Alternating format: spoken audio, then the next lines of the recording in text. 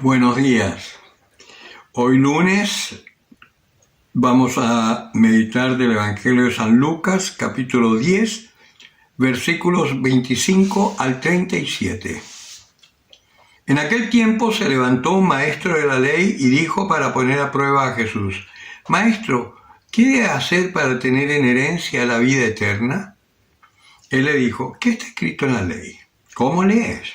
Respondió: Amarás al Señor tu Dios con todo tu corazón, con toda tu alma, con todas tus fuerzas y con toda tu mente, y a tu prójimo como a ti mismo. Díjole entonces: Bien has respondido, haz eso y vivirás.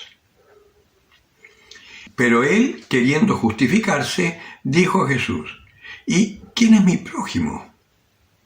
Jesús respondió: Bajaba un hombre de Jerusalén a Jericó y cayó en manos de salteadores que, después de despojarle y golpearle, se fueron dejándole medio muerto. Casualmente bajaba por aquel camino un sacerdote y al verle dio un rodeo. De igual modo un levita que pasaba por aquel sitio le vio y dio un rodeo.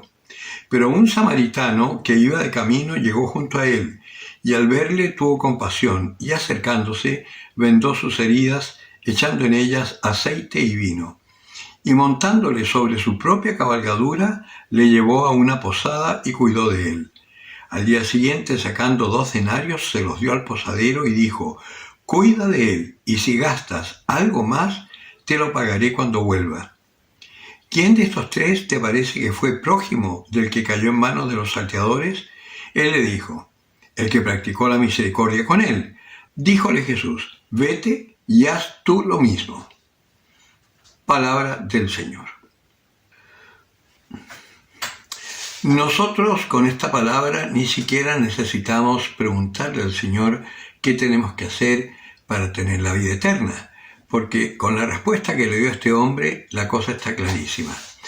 Pero hay algo que a mí me emociona, no es mío, lo escuché en la predicación en algún retiro que hice con el clero.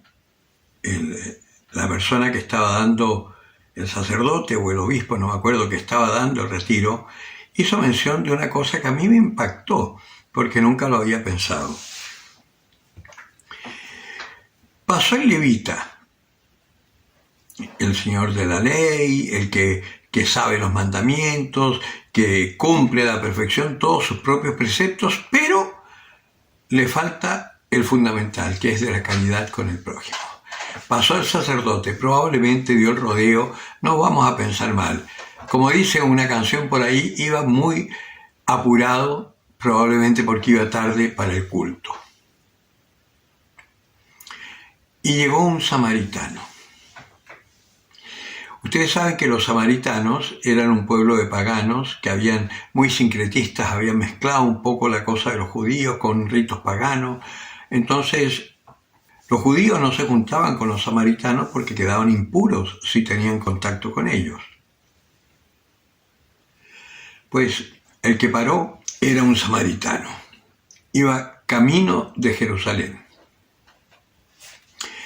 Esta imagen de ir camino de Jerusalén, nosotros sabemos que Jerusalén para nosotros es la vida eterna. Entonces, esta imagen de ir de camino a Jerusalén es un poco la imagen de toda nuestra vida de conversión, de fe, para llegar por fin a la vida eterna. Y lo asaltaron por el camino, quedando muy malherido, dejándolo casi medio muerto. ¿Qué es lo que nos pasa a nosotros cuando bajamos de Jerusalén a Jericó? ¿Y eso qué significa? Cuando venimos de una vida espiritual y nos dejamos llevar por las cosas del mundo. Jericó viene a ser el mundo.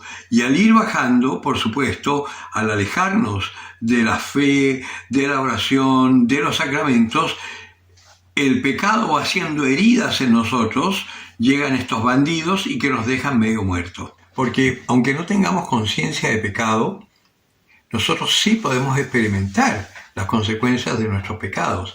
Y eso es lo que nos da tristeza, lo que nos abruma, lo que nos roba la libertad, lo que nos deja realmente esclavos, lo que nos impide pasar al otro, lo que nos impide amar. Quedamos sumamente malheridos en este camino. Y pasa este samaritano que primero que nada venda las heridas, luego lo sube en su propia cabalgadura y lo lleva a la posada. Jesucristo también entró en una cabalgadura a Jerusalén para dar su vida por nosotros. Él es el buen samaritano, que asume nuestros pecados, se hace pecado por nosotros, vale decir, como si fuese un samaritano, idólatra, pagano, todo lo peor de lo peor, lo asume sobre sí para que nosotros podamos ser curados. Y el profeta Isaías dice una cosa: estaba tan desfigurado que era como uno a quien se da vuelta el rostro para no mirarlo, y sin embargo sus heridas eran las nuestras, sus cardenales, o sea, los moretones, los machucones, eran los nuestros. ¡Qué imagen tan linda! Nos sube en su cabalgadura, la cabalgadura del rey, para que entremos junto con el rey a la posada. La posada es la iglesia, y es ahí donde el posadero, que es el catequista, que es el presbítero, con sus homilías, con los sacramentos, es como el aceite, el vino que se pone en las heridas para sanarnos. Y si gasta mucho más de lo que puede el catequista, el Señor, el samaritano, cuando vuelva, terminará de pagar lo que haya gastado de más el posadero. Como dice el Salmo, el Señor terminará en mí lo comenzado. Qué palabra tan esperanzadora para nosotros, porque el Señor es quien nos venda nuestras heridas, el Señor es quien nos sana, el Señor asume todo nuestro pecado para que nosotros podamos tener vida. Cuida de nosotros, nos da catequistas, nos da sacramentos que son este aceite, este vino, su Eucaristía para alimentarnos, cosa que podamos recuperar la salud y podamos llegar por fin a Jerusalén, que es la vida eterna. Los invito a contemplar este lunes este amor maravilloso de Dios que ha tenido con nosotros.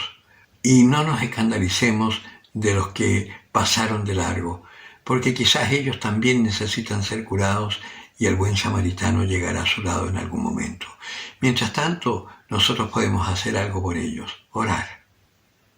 Orar para que también ellos tengan el momento en que se encuentren con el Señor y puedan experimentar realmente la sanación y la vida eterna. Nosotros estamos llamados a ser testigos de eso por lo que Dios ha hecho en cada uno de nosotros. Y eso es lo que tenemos que proclamar. Un amor infinito que Dios nos tiene, que se realiza hoy y cada día hasta el fin de los tiempos. El que tenga oídos para oír, que oiga.